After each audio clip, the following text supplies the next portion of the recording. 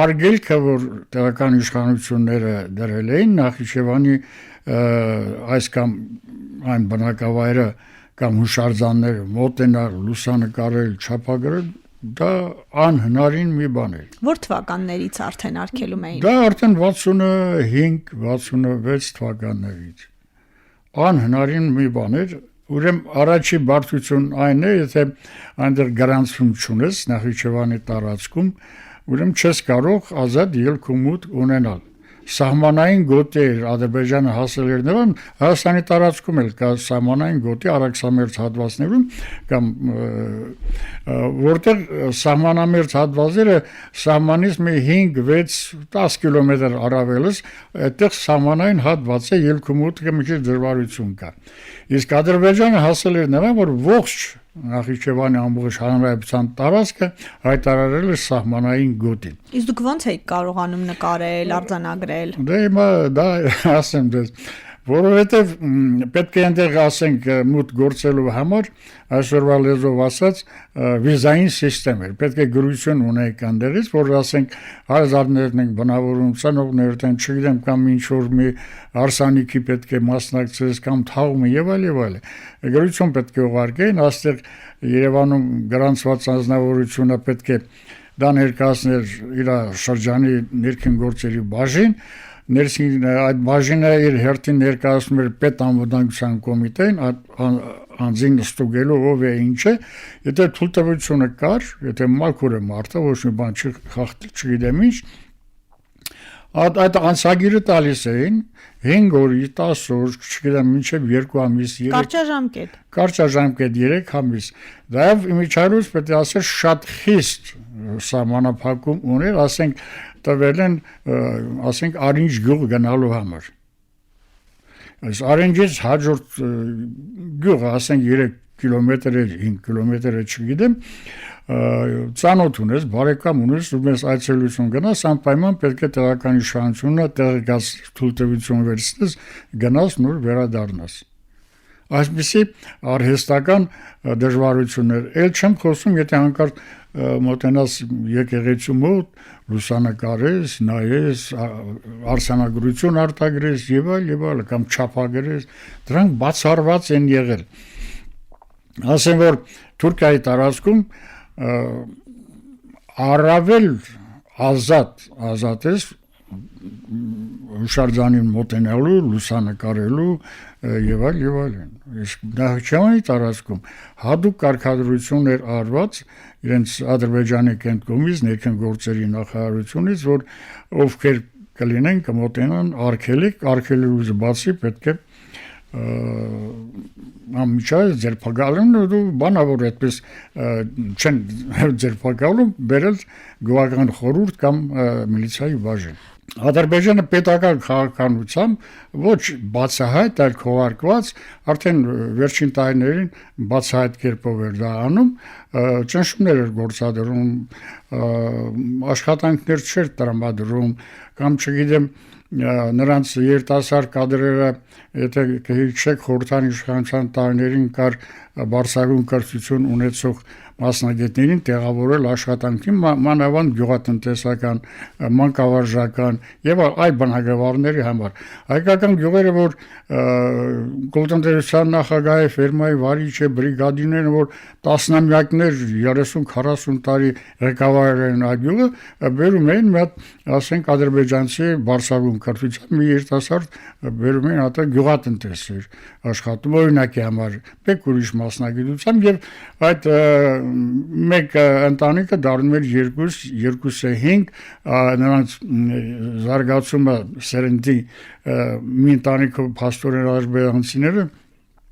ունենում են 5-ից մինչև 10 երեխաներ։ Եվ մի քանի տասնամյակ հետո խնդիր առաջանում, որ ասենք դպրոց բացեն երեխաների համար։ Եվ այսպիսի քաղաքականությամբ նրանք աշճանաբար, շատ բնական ճանապարհով նաև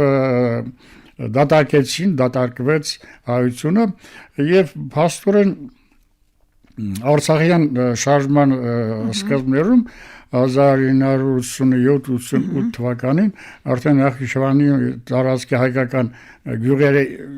գրեթե 90%-ով դատարկվել են, բացառություններ Ազնավերտ գյուղը, որը մոտ 80-90%-ով դեռևս բնակչությունը կար, եւ Երևանից Ազնավերտ հատուկ ավտոբուս էր աշխատում այդ գյուղի համար։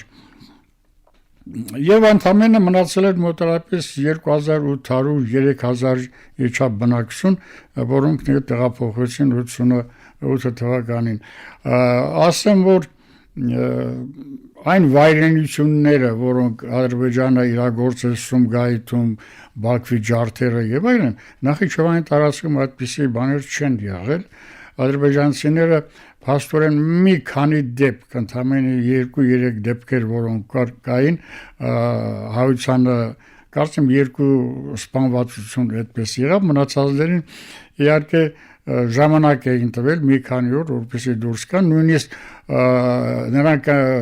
հայ ընտանիքներին, գյուղացիներին իրենց տրանսպորտներով բերեցին մինչև Արարատի սահմանային գոտի, մի մասը դեպի Մեղրիի հատվածը եւ այլն, այդպես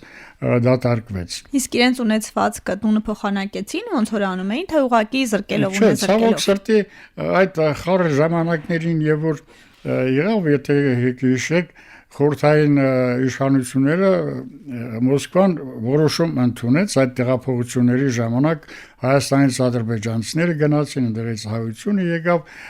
հանձնարարվեց երկու հանրապետության կառավարությունների, որպեսզի փոխհատուցումներ արվեն, Հայաստանը այդ որոշումից հետո անմիջապես այսօր տեղափոխված ադրբեջանցիների համար, որոնք իհարկե որ փոխանակում էին արել, խոսքը դրանց մասին չէ, անմիջապես անհրաժեշտ գումարները փոխանցեցին Ադրբեջանի պետական բյուջե։ Իսկ Ադրբեջանը առ այսօր ոչ մի կոպեկ չփոխանցեց։ Եվ այդպես ցիրուցան եղան ժողովուրդը, փաստորեն ադրբեջանցի տեղահանված հայության զգալի մասը Հայաստանում չկարողացավ մնել, Հայաստանում չկարողացավ հավուր պատշաճի տիրություն անել, նրանց մեծ մասը տեղափոխվեցին Ռուսաստան, եվրոպական երկրներ եւ այլ։ Այսպիսի տխուր իրավիճակներ իհարկե եղան, դարձյալ պետք է ասել,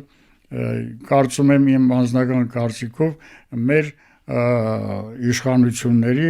այդպես ասած ոչ պատրաստ լինելու եւ իման վրա։ Հիմա էլ Արցախահայությունը որ տեղափոխվել եկել է, պետք է ասեմ իմիջայլոց չնայած Արցախահայությունը հիմա ինչ որ չափազանց դժգոհություններ բաներ է արտահայտում, բայց պետք է ասել, որ այս իշխանությունների ժամանակ, հիմիկվա ժամանակ բազմիցս 100 անգամ ավելի լավ է Հայաստանը ընդունում տեղավորում նրանց, քան թե 88 թվականից հետո Նախիջևանից, Բաքվից եւ այլ ուրիշ տեղերից Ադրբեջանի մյուս շրջանից տեղափոխվածներին։ Տարբերությունը չափազանց մեծ է եւ ֆինանսավորման տեսակերից եւ տեղավորման տներով ապահովելու եւ այլ։ Ցավալի է, պատմությունը ավանդում է մեզ փաստորեն հայությունը մոտարապես 50-ից 100 տարվա ընթացքում ամեն ժամանակաշրջանում այսպես ցավոք ենթարկում է այսպիսի բռնաճնշումների, տեղահանությունների մեծ ու փոքր ջարդերի ցեղասպանությունների։